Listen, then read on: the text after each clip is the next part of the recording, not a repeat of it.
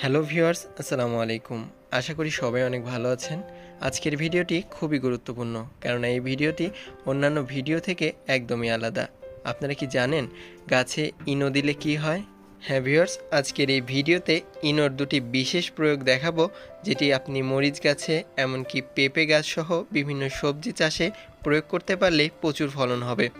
এর পাশাপাশি এই দ্রবণটি আপনি সঠিক নিয়মে তৈরি করে আপনি যদি লাউ বা মিষ্টি কুমড়া যে কোনো গাছে দেন, তাহলে দেখবেন গাছের গ্রোথ বা বৃদ্ধি কতটা হচ্ছে।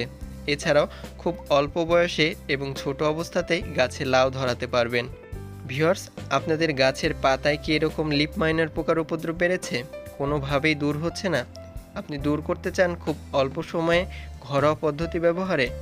এছাড়াও আপনাদের মরিচ গাছে মিলিবাগ পোকা এমনকি পাতা কুঁকড়ে যাচ্ছে, তাহলে এটি তৈরি করে গাছে দিন, দেখবেন কি হয়। চলুন ভিডিওটি শুরু করা যাক। শুরুতে আসছে প্রথম পদ্ধতি। এর জন্য লাগবে ইনো। এটি আপনারা যে কোনো ঔষধের দোকানে পেয়ে যাবেন।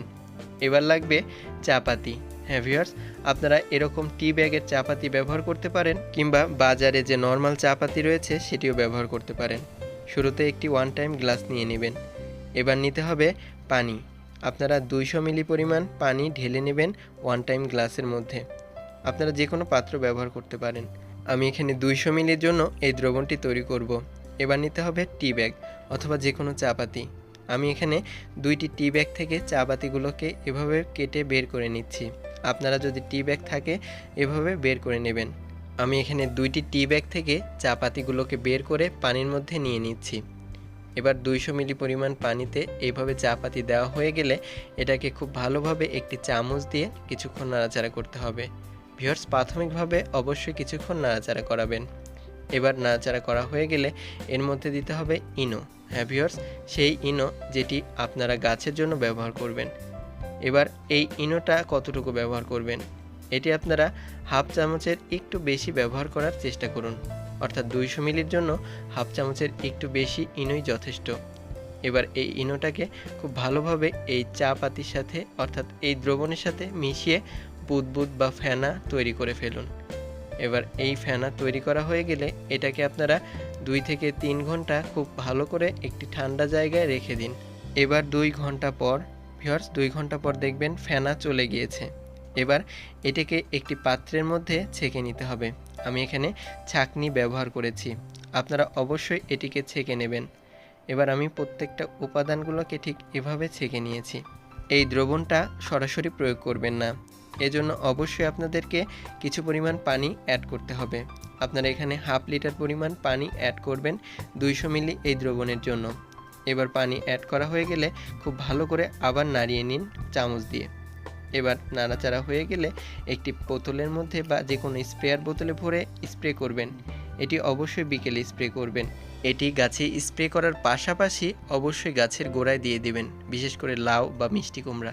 দেখবেন কত পরিবর্তন হচ্ছে এবং খুব অল্প সময়ের মধ্যে গাছের বৃদ্ধির পাশাপাশি প্রচুর পরিমাণে লাউ এসেছে ছোট গাছেই।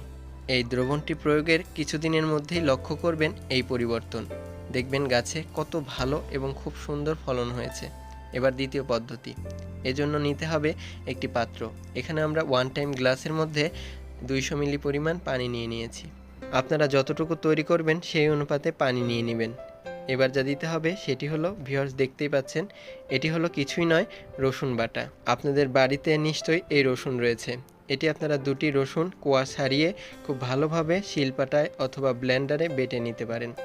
এবার এটিকে 200 মিলি পানির মধ্যে পুরোটাই দিয়ে দিচ্ছি, অর্থাৎ 2টি রসুনের পেস্ট দিয়ে নাড়াচাড়া করে নিতে হবে। এবার একটি পাত্র নিয়ে নেবেন। এই পাত্রের মধ্যে অবশ্যই এই দ্রবণটা 1 ঘন্টা রেখে দেওয়ার পর এটাকে খুব ভালোভাবে ছেঁকে নিতে হবে। ভিউয়ার্স, আমি একটি ছাঁকনি দিয়ে এই দ্রবণটাকে ছেঁকে নিচ্ছি। অনেকে বলতে পারেন রসুনের কি কীটনাশক বা এরকম কোনো গুণাবলী রয়েছে? হ্যাঁ ভিউয়ার্স, সেজন্যই তৈরি করছি। এবার খুব ভালোভাবে এভাবে ছেঁকে নেবেন, রসুনের যেন উপাদানগুলো পুরোটাই চলে যায় পানির মধ্যে। এবার এই দ্রবণটা তৈরি করার জন্য ইনো নিতে হবে। এটি আপনারা কতটুকু ব্যবহার করবেন, এটি আপনারা 1 চামচ ব্যবহার করবেন। অবশ্যই চেষ্টা করুন 1 চামচ নেওয়ার জন্য। এবার 1 চামচ নেওয়া হয়ে গেলে এটিকে আপনারা অবশ্যই কিছুক্ষণ এভাবে গুলিয়ে নেবেন। ভালোভাবে না গুলানে কিন্তু ভালোভাবে কাজ করবে না বা রিয়াকশন হবে না। এবার যা দিতে হবে সেটি হলো ভিম লিকুইড বা যে কোনো ডিশ ওয়াশ লিকুইড, এমনকি হ্যান্ড ওয়াশ দিতে পারেন। এটি কতটুকু ব্যবহার করবেন, এটি আমরা 200 মিলি দ্রবণের জন্য 1 চা চামচের একটু কম ব্যবহার করেছি। আপনারা এই অনুপাতে ব্যবহার করবেন। এবার দ্রবণে দেওয়ার সাথে সাথে একটি চামচ দিয়ে কিছুক্ষণ খুব ভালোভাবে নাড়াচাড়া করে নেবেন, কেননা এই নাড়াচাড়ার উপর ভিত্তি করে গাছে খুব ভালো কাজ করবে যা আপনি চাচ্ছেন। এবার এই দ্রবণটা তৈরি হয়ে গেলে এটি আপনারা যে কোনো স্প্রেয়ার বোতলে ভরে নেবেন। এটি স্প্রে করার ক্ষেত্রে যে পাতাগুলোতে এরকম লিফ মাইনর পোকার উপদ্রব রয়েছে সেখানে অবশ্যই বিকেলের দিকে স্প্রে করে দিন। অনেকেই বলতে পারেন এটি কতদিন গাছে স্প্রে করতে হবে। এটি 7 দিন পর পর গাছে স্প্রে করবেন, দেখবেন কুমড়া বা লাউ সব গাছেই এই সমস্যাগুলো দূর হবে, ফলে ভালো কুমড়া আসবে। ভিউয়ার্স, আপনাদের যাদের মরিচ গাছে পাতা কুঁকড়ে যাচ্ছে, তাও আবার মিলিবাগের উপদ্রবের কারণে, তারা এটি স্প্রে করবেন, দেখবেন গাছের চেহারাই পাল্টে যাবে। অর্থাৎ পাতা কোঁকড়ানো দূর হবে, ফলে প্রচুর পরিমাণে মরিচ আসবে অল্প সময়ে।